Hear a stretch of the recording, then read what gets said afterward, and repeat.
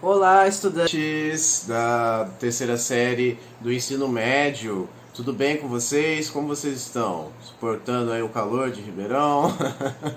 Que é o professor Felipe. Estamos gravando mais uma videoaula de história, tá? Aquela videoaula de semanal que nós temos sempre de costume, né? E hoje nós vamos falar de um tema aqui diferente, mas muito importante, né? Porque vocês estão saindo aqui, né, da terceira série, né, do colegial, do ensino médio, né, estão saindo aí, e vocês têm que saber o que são fontes históricas, né, os diferentes tipos de fontes históricas.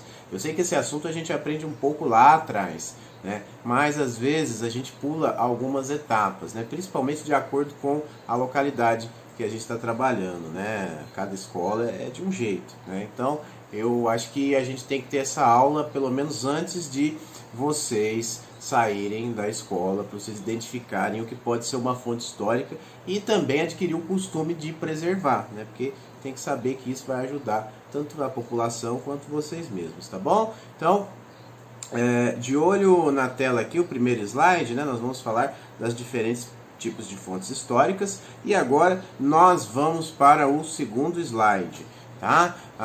E vamos falar sobre história, investigação e passado, né? Vocês veem aqui que tem um detetive, né?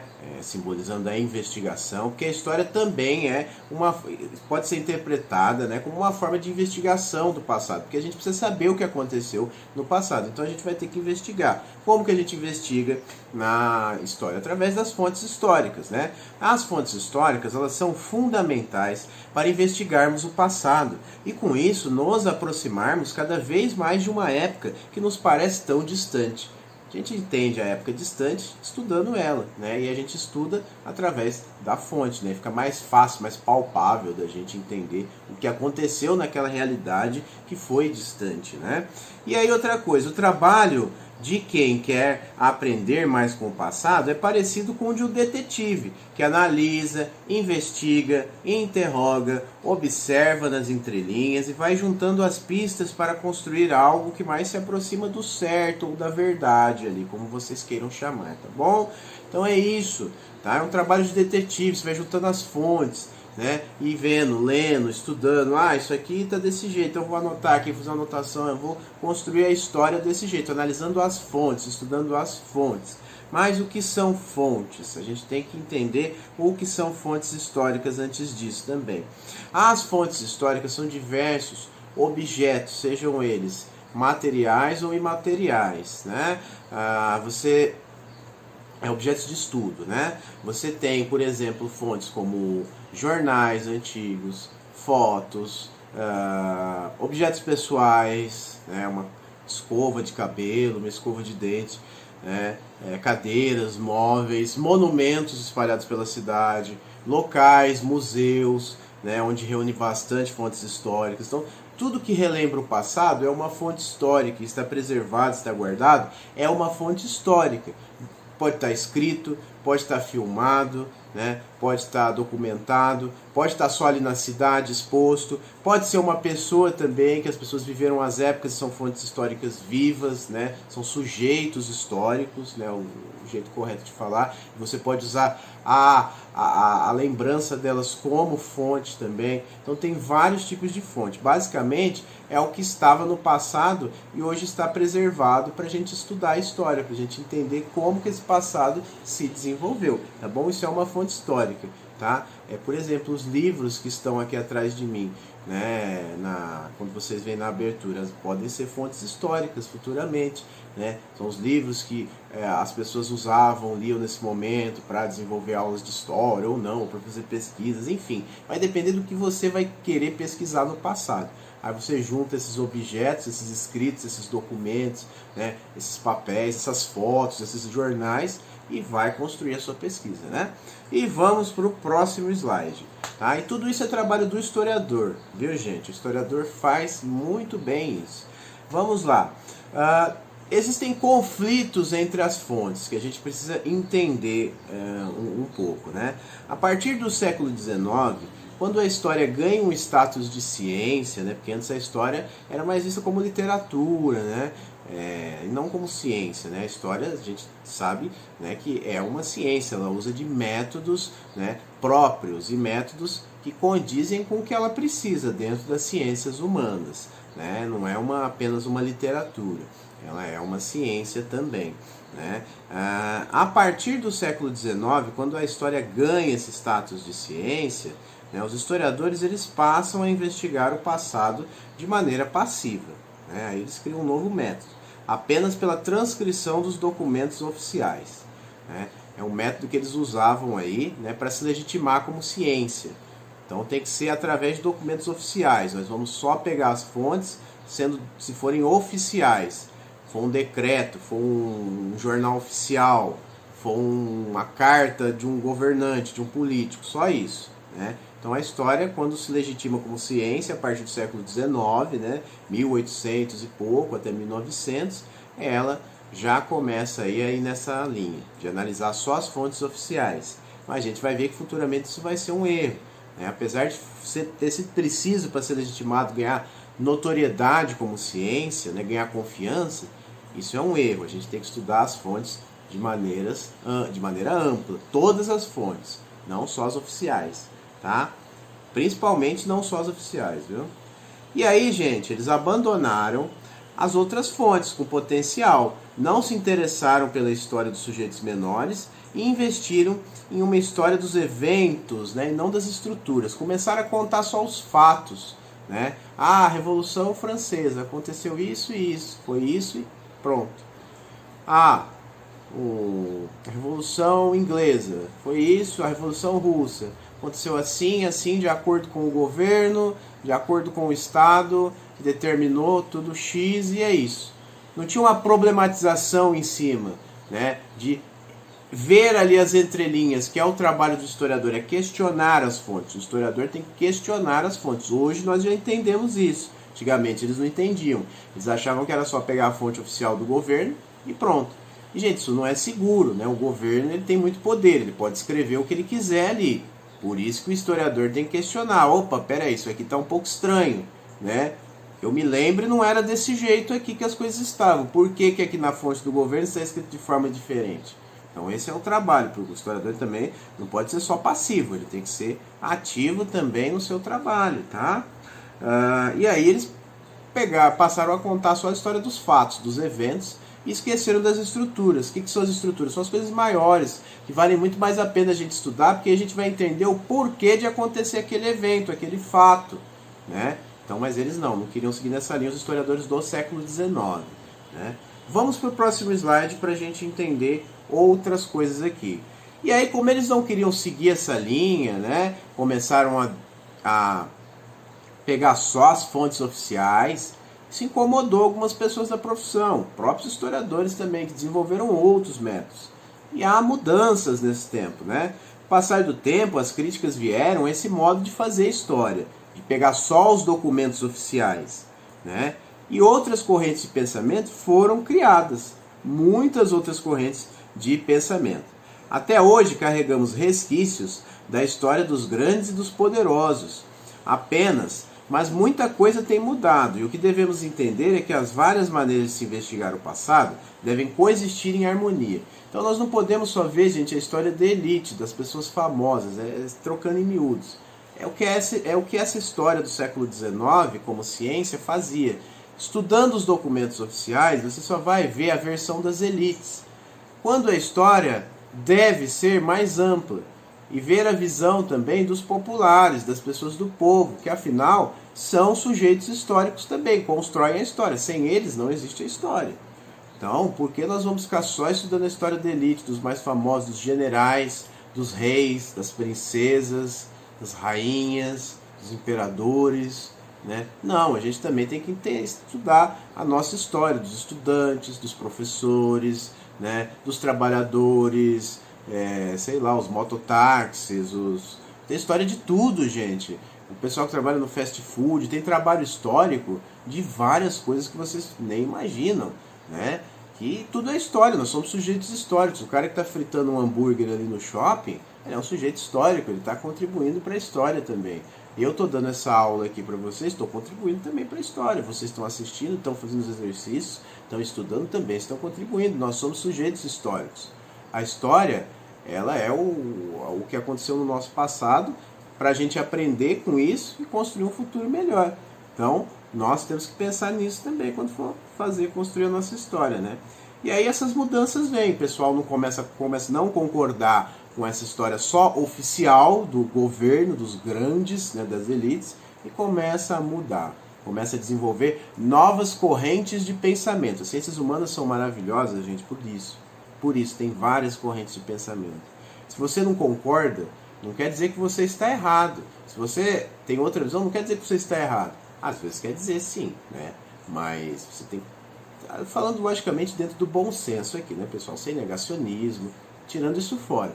Se você tem um pensamento diferente, você não está errado. Você pode dialogar e encontrar um especialista que tenha embasamento e que siga a sua vertente. Tem muito isso. Vários pensadores pensam de formas diferentes, só que eles estão alinhados com uma coisa.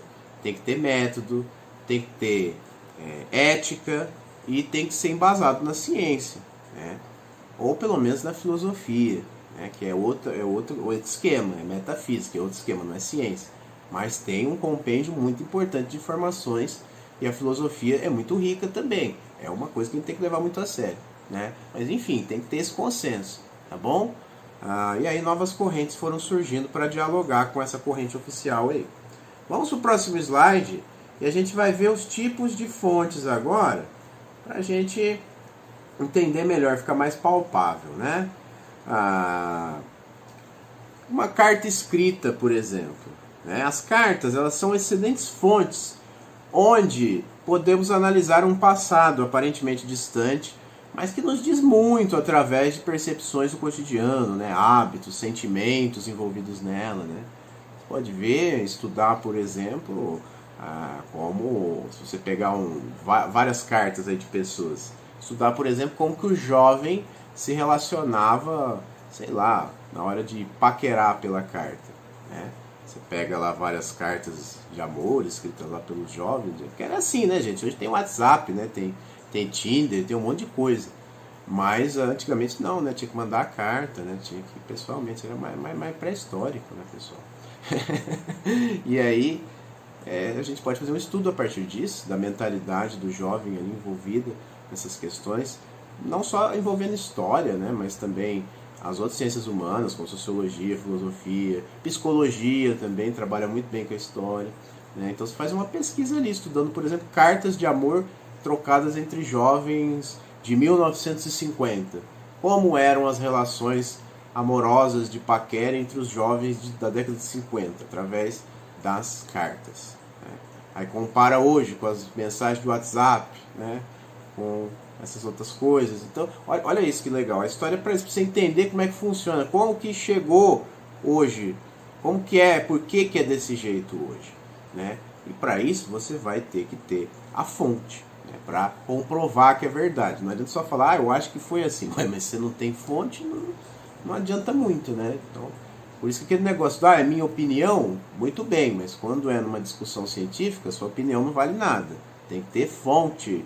Você pode até lançar a sua opinião, mas ela vai ser estudada e prepare-se que ela será estudada e contestada com fontes. Eu espero que você tenha dado sua opinião embasada em fontes. Se não, meu amigo, aí ferrou, né? Então a gente tem que entender isso, tem que ter a fonte para a gente não sair falando um monte de besteira e a gente comprovar. E aí a gente viu que as fontes não são só as oficiais, tem que tomar cuidado com isso. A história nasce nessa questão como ciência, né, analisando apenas as fontes oficiais do governo, né, mas não é isso. Não, pelo contrário, temos que analisar todas as fontes, do governo, dos populares, da elite, né, dos trabalhadores, dos jovens, dos velhos. Por quê? Porque a gente vai ter uma visão mais ampla para criticar o que a gente não concorda, tá bom? Vamos para o próximo slide. Outras coisas, objetos, outras fontes, objetos. Objetos são muito importantes, por quê? Objetos que muitas vezes possuímos em nossas casas. Um bule, uma xícara de chá, um copo, uma cadeira, um sofá, Aquelas penteadeiras antigas que tinha espelho, lembra? Às vezes alguém tem na casa um móvel antigo. É uma fonte histórica. Minha mãe tem, meu pai, são mais idosos, eles têm. Ó, tem aqueles discos, né, de vinil, os bolachões, você bota no vinil e toca, né? Isso é uma fonte histórica, é um objeto antigo. Você que viveu, né? Mas veja bem, é algo, para vocês entenderem, é algo que é daquela época mesmo, não é uma imitação, né? Hoje se fabrica, por exemplo, disco bolachão de vinil, mas tá fabricando ainda, né? Mas pra vocês entenderem, é um objeto que viveu aquela época, que passou por aquela época, não é uma imitação. Tá? Por exemplo, minha mãe e meu pai são mais idosos, eles compraram discos ao longo da vida e guardaram esses discos de vinil e hoje tem para comprovar que passaram aquela época, que ouviram vinil, quais eram as músicas, você pode pegar e ver quais eram as músicas que tocavam naquele momento, quais eram os hits do momento, fazer uma pesquisa sobre isso. Né? Qual que era a cultura inserida na música, por exemplo, é só um exemplo. Você pode fazer isso com xícara de chá, uma cadeira também, tem que viajar na ideia, né? Esses objetos que possuímos em nossas casas muitas vezes são heranças dos nossos avós, principalmente, né? E eles podem servir até de fontes de fontes para investigar o passado, como eu disse aqui na questão do disco. Esses objetos dizem muito de quem os usava e por que de os usarem, olha isso, né? Diz muito sobre ali o cotidiano da família que usava, por exemplo. Por exemplo, através da observação de uma máquina de costura, pode-se perceber que uma cultura de consertar ao invés de descartar, pode-se analisar a economia através da profissão da costureira e de seus clientes também, por exemplo. Então, olha só, você pode misturar também história com economia, isso chama interdisciplinaridade. Você usa as duas ciências para poder dialogar, poder explicar pontos que uma dá conta, outra não dá e vice-versa. Então, você pode ver, por exemplo, através de uma máquina de costura, né, com anos de uso lá da sua avó, você pode ver o porquê dela trabalhar naquilo, né, como que era, a qual classe social e econômica ela pertencia, né, como que era o dia a dia, né, a dinâmica de arrecadação de dinheiro, de capital dela, enfim, várias coisas. Tanto dela quanto dos clientes também, porque você pode estudar a parte dos clientes que frequentavam. É óbvio se tiver ali tudo na máquina, né? Tem que fazer um trabalho que é o historiador que vai fazer, né? Ele vai analisar, vai pesquisar os modelos da máquina, o que se usava na época, qual roupa, qual vestido, né? Aí você vai ter o objeto ali, vai ficar mais fácil, porque você vai ver aquilo. Você não vai só imaginar, como era uma máquina de costura. Não, você vendo aquilo, fica mais fácil de você analisar. Você vai atrás dos documentos e você tem a fonte. Por isso tem que preservar também, né? Não pode só usar a fonte e depois jogar fora, né? A máquina de costura, não. Tem que ir para um museu, uma exposição, né? Cuidar direitinho. Né? Porque daqui a 100, 200, 300 anos não vai existir mais isso. Né? A gente não sabe nem se a gente vai existir. Mas sejamos positivos, otimistas. Daqui a 200, 300 anos isso não existe mais. Então por isso tem que ser preservado. Porque você esquece. E nesses esquecimentos aí que a gente tem, é que passa muita coisa errada, né? Por isso que a gente tem que se ligar, né? Entender como que as coisas funcionaram para não normalizar certos absurdos, principalmente que estão até voltando hoje em dia. Aí a gente usa a fonte, tá bom? É isso. Próximo slide, vamos falar sobre fotografias e filmes, tá? Fotos e filmes podem ser fundamentais na investigação do passado, através do conceito de melhor assimilação, né? Você está vendo aquilo que você imagina. Então você pode fazer um filme sobre a Revolução Francesa, fazer um filme sobre a Revolução Russa, fazer um filme sobre a ditadura militar, civil-militar no Brasil, fazer um filme sobre a independência do Brasil, entendeu? Para explicar o fato.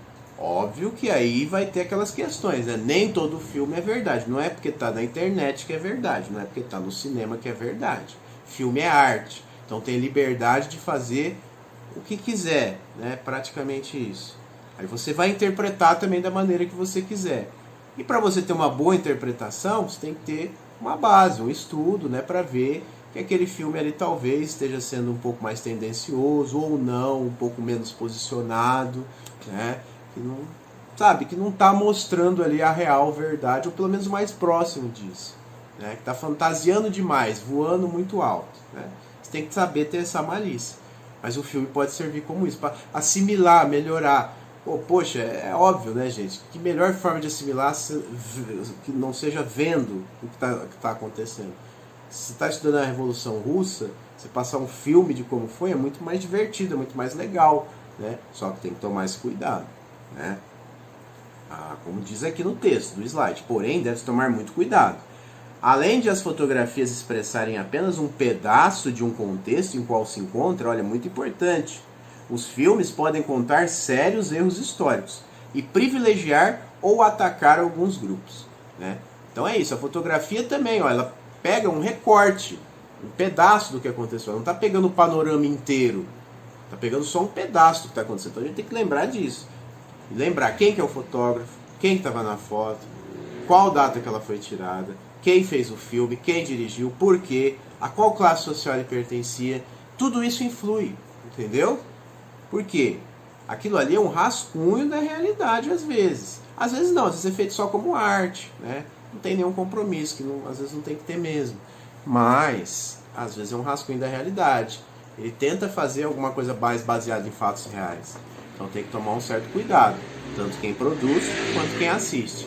E pode ser considerado uma fonte histórica também, os filmes e as fotos, para ver como que as pessoas pensavam, né? Entendiam, por exemplo, sobre a Revolução Russa. Vamos supor, o pessoal, os russos fazem um filme lá sobre a Revolução deles em 1920, né? Aí eles tinham uma visão. Aí eles fazem outro filme sobre a Revolução Russa em 1980 e 90, que já tinha acabado a União Soviética. E tem outra visão. Então você pode estudar, você pode usar isso como fonte histórica também, para ver que em 1920 o pessoal entendia a Revolução Russa de um jeito e colocou no filme. Agora em 1990 o pessoal entende a Revolução Russa de outro, aí colocou no filme. Então você pode analisar isso. Olha como os diretores, o pessoal que produziu, enxergava esse fato histórico na época e olha como a gente enxerga hoje. Então tem que usar isso, tem que ser esperto, inteligente, né? Você tem que assistir e não acreditar em tudo, mas ver ali, pegar, saber colher a informação e filtrar o que é bom, o que é ruim, né? E tirar aquilo para melhor aprendizado, saber assimilar melhor. É para isso que serve, para você aprender melhor, tá bom? E logicamente o historiador faz esse trabalho direto e reto, né? Com tudo. Próximo slide aqui a gente vai ver sobre as fontes vivas que eu falei para vocês, né? Mas na verdade são sujeitos históricos, tá? São fontes assim humanas, né? São sujeitos históricos, são testemunhas do passado. Pessoas que viveram alguns acontecimentos podem ser fontes-chave para decifrar alguns enigmas do passado. Quem melhor também para falar do passado será fonte do que a pessoa que viveu o acontecimento. A pessoa viveu, ela viu, né? Então ela pode transmitir aquele conhecimento para a gente aprender. São os nossos idosos, né? Os nossos pais, tios, avós, bisavós, amigos, principalmente, né? Os idosos, né? Porque passou há muito tempo, aconteceu há muito tempo. Então os caras têm que ser idosos, não tem jeito. Ou é idoso ou morreu, não existe, né?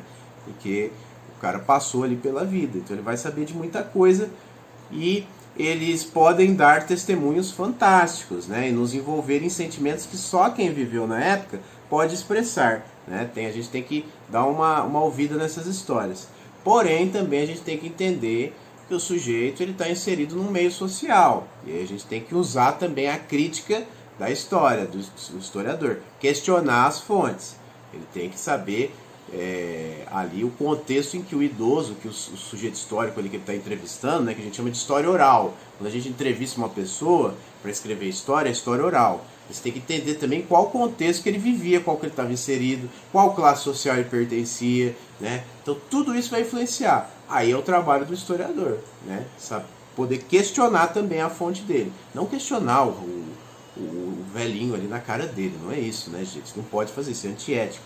Questionar que eu falo é anotá-la que o velhinho está falando, tudo, e depois ver se aquilo realmente condiz com a época em que ele estava contando, né? Condiz com a realidade da época em que ele estava vivendo, levando em consideração aonde ele estava inserido socialmente, tá bom? O historiador tem que ver tudo isso, não é simplesmente ouvir a história, escrever, transcrever e jogar no livro, não. Tem que ser escrito, tem que ser analisado e depois escrito, de boa forma, tá? Para isso, o historiador tem que ter feito uma faculdade, um curso, uma universidade, né, como eu fiz, por exemplo. Tá bom? Vamos para o próximo slide. E locais, ó. As últimas fontes que eu vou falar aqui para vocês são os locais. Locais de memória, a gente chama. São locais que estão espalhados pela cidade. Né? Pela Ribeirão Preto, por exemplo. Tem vários aqui, ó. O cemitério, como vocês estão vendo, foi meu objeto de pesquisa na faculdade. Eu precisei do Cemitério da Saudade. Né? Essas fotos, inclusive, fui eu que tirei, né, que estão no slide, lá dentro do cemitério quando eu fazia pesquisa. Então é um local fantástico. São locais, esses locais de memória, são locais dentro das nossas cidades que podem ser reservatórios de memória, né? Armazéns ali de memória. Né? Porque tá as fontes ali dentro. O cemitério é cheio de fontes, porque tem túmulos construídos desde 1893, mais de 100 anos, gente.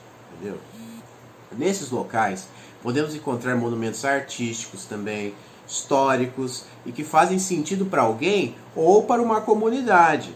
E aí, a partir deles, nós investigamos o passado para entender os costumes, os sentimentos, as mentalidades, as divergências, política, tudo, questões sociais, desigualdade, tudo, né?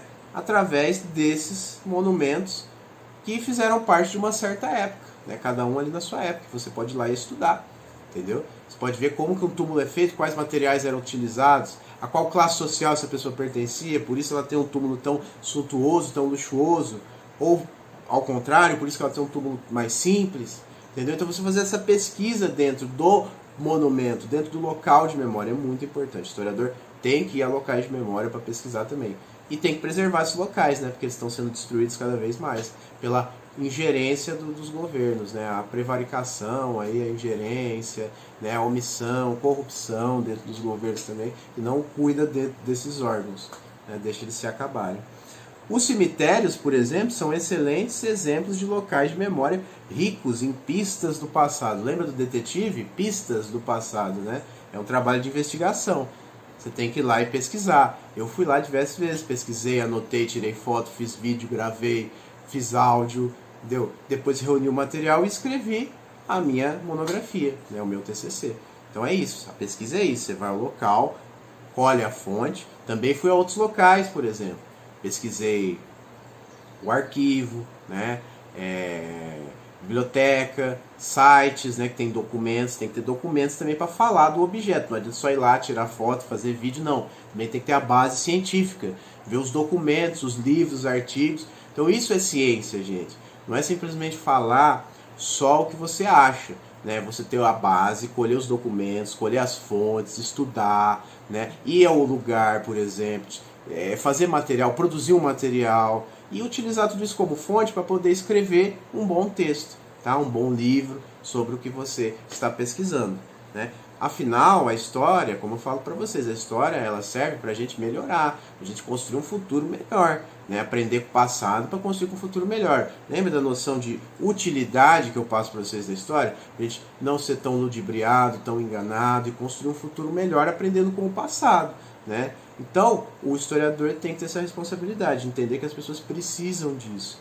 E aí ele tem que escrever isso de maneira mais ética e honesta possível, né? De acordo com as concepções dele e tudo mais. Tá bom? E é isso, tá? Vamos pro próximo slide. E vocês topam um passeio no Cemitério da Saudade uma hora? Quem sabe até o final do ano, né? Antes do final do ano eu posso levar vocês lá. Não sei como é que vai estar a pandemia e também tem muitas questões burocráticas envolvendo, né? Para fazer um passeio. Mas seria legal, seria interessante. Se alguém se manifestar, né? Quiser, tiver interesse, me fale, que a gente pode pensar em fazer um tour lá pelo cemitério. Eu conheço bastante o Cemitério da Saudade, então dá para fazer um passeio cultural bem legal lá para vocês conhecerem e entenderem o que eu estou falando, né? Que ele é um museu a céu aberto, é um local de memória, um lugar que tem muitas fontes ali a céu aberto para você ver, para você tirar foto, para você fazer um stories, né? Mas lembrando com muito respeito, né?